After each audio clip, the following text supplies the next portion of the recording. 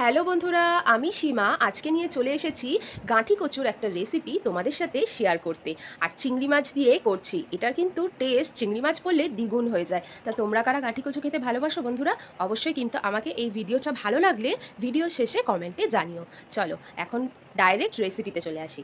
ওকে, এই গাঁঠি কচুর রেসিপিটা কিন্তু আমার ভীষণই পছন্দের। গরম গরম ভাতে যদি এক বাটি এই গাঁঠি কচুর রেসিপি থাকে তাহলে কিন্তু আর কিচ্ছু চাই না। দেখো বন্ধুরা, প্রথমেই কিন্তু আমি কচুটা সিদ্ধ করে নিয়েছি। তারপরে চিংড়ি মাছটার মধ্যেও নুন হলুদ মাখিয়ে বেশ কিছুক্ষণের জন্য ম্যারিনেট করে রেখে দিয়েছিলাম।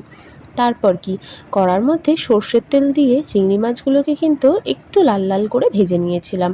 আমি কিন্তু ম্যাক্সিমাম রান্নাতেই সর্ষের তেলটাই প্রেফার করি। তারপর আরও একটুখানি সর্ষের তেল বাকি তেলটার মধ্যে অ্যাড করে দিলাম। দিয়ে দিলাম কালো জিরে আর পেঁয়াজ ফোড়নে। পেঁয়াজটা পুরোপুরি ভাজা করব না, আধ ভাজা যখন হয়ে আসবে তখন দিয়ে দেবো একটা গোটা টমেটো ফালি ফালি করে কেটে। খুব ভালো করে নাড়িয়ে চাড়িয়ে কিন্তু টমেটোটা গলে যাওয়া অবধি আমি ওয়েট করব। একটু নুন দিয়ে দিয়েছিলাম যাতে টমেটোটা একটু তাড়াতাড়ি গলে যায়।